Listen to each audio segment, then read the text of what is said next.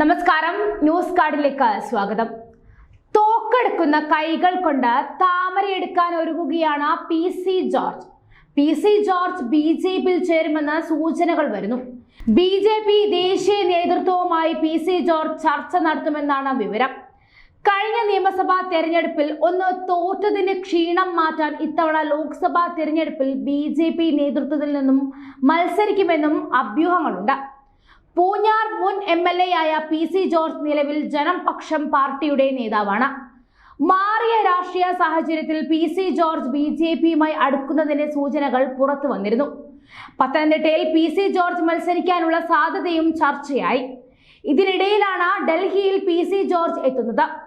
വരുന്ന ലോക്സഭാ തെരഞ്ഞെടുപ്പിൽ നരേന്ദ്രമോദി നേതൃത്വം നൽകുന്ന NDA മുന്നണിയുമായി ചേർന്ന് നിൽക്കുന്ന രാഷ്ട്രീയമായിരിക്കും പാർട്ടിക്കുണ്ടാകുകയെന്ന് കേരള ജനപക്ഷം തീരുമാനിച്ചിരുന്നു. കോട്ടയത്ത് ചേർന്ന സംസ്ഥാന കമ്മിറ്റി യോഗത്തിലാണ് ഈ തീരുമാനം. ഈ സാഹചര്യത്തിൽ പി സി ജോർജ് ബി.ജെ.പിയിൽ ചേരുമോ, അതേ പാർട്ടി NDAയുടെ ഭാഗമാകുമോ എന്നതും ചോദ്യങ്ങളാണ്. ഏതായാലും ബി.ജെ.പിക്കൊപ്പമാകും പി സി ജോർജ് എന്ന് വ്യക്തം തന്നെ. പി സി ജോർജിനെ മത്സരിപ്പിക്കുമോ എന്ന കാര്യത്തിൽ പ്രധാനമന്ത്രി നരേന്ദ്രമോദിയും ആഭ്യന്തരമന്ത്രി അമിത്ഷായും അന്തിമ തീരുമാനമെടുക്കും. ലോകത്തിനും രാജ്യത്തിനും ഒരുപോലെ സ്വീകാര്യനായ ഇന്ത്യയുടെ വളർച്ചയ്ക്ക് ഏറെ സംഭാവനകൾ നൽകുകയും ലോകരാജ്യങ്ങളുടെ പട്ടികയിൽ ഇന്ത്യയെ മുന്നോട്ട് നയിക്കുകയും ചെയ്യുന്ന നരേന്ദ്രമോദിയുടെ നേതൃത്വത്തെ അംഗീകരിച്ച മുന്നോട്ട് പോകുന്നതാണ് രാജ്യ താൽപര്യങ്ങൾക്ക് ഉത്തമമെന്ന പി സി ജോർജിന്റെ പാർട്ടി വിലയിരുത്തിയിരുന്നു.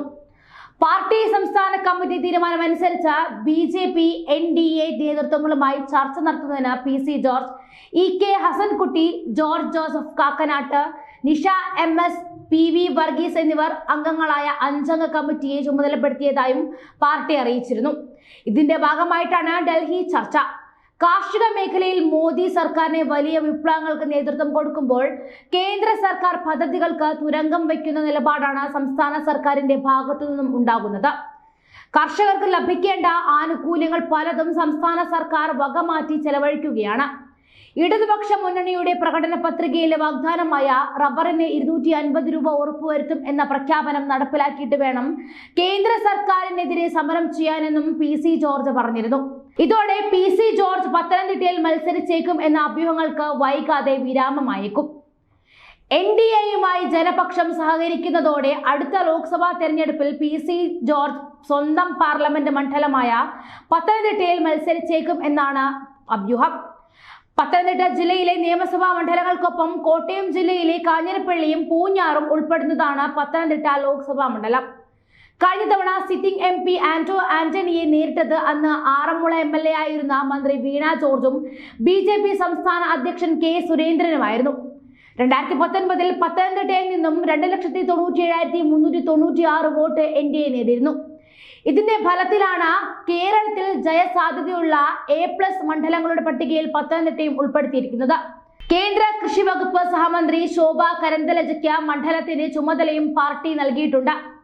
ഇവിടേക്ക് ബി.ജെ.പി ഉണ്ണി മുകുന്ദന്റെ പേരും പരിഗണിക്കുന്നുണ്ട്. കഴിഞ്ഞ തിരഞ്ഞെടുപ്പുകളിൽ ബി.ജെ.പിക്ക് പത്തനംതിട്ട മണ്ഡലത്തിൽ മികച്ച വോട്ട് നേടാൻ കഴിഞ്ഞിരുന്നുവെങ്കിലും വിജയിക്കാൻ കഴിഞ്ഞിരുന്നില്ല. ഇത് ക്രൈസ്തവ വോട്ടർമാരെ ആകർഷിക്കാൻ കഴിയാതെ ഇരുന്നതിനാലാണെന്ന് പാർട്ടി വിലയിരുത്തിയിരുന്നു. അതിനാൽ ഈ വോട്ടുകൾ സമാഹരിക്കാൻ കഴിയുന്ന സ്ഥാനാർത്ഥി വന്നാൽ മാത്രമേ മണ്ഡലത്തിൽ വിജയിക്കാൻ കഴിയൂ എന്ന വിലയിരുത്തൽ ബി.ജെ.പി ദേശീയ നേതൃത്വത്തിനുണ്ട്.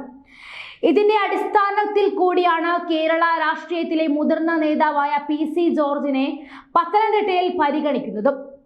പത്തനംതിട്ടയുമായി അതിർത്തി പങ്കിടുന്ന പ്രദേശത്തെ മുൻ ജനപ്രതിനിധി എന്ന നിലയിൽ മലയോര മേഖലയുടെ വികസനത്തിന് സജീവമായി പങ്കെടുത്ത നേതാവ് കൂടിയായിരുന്നു പി സി.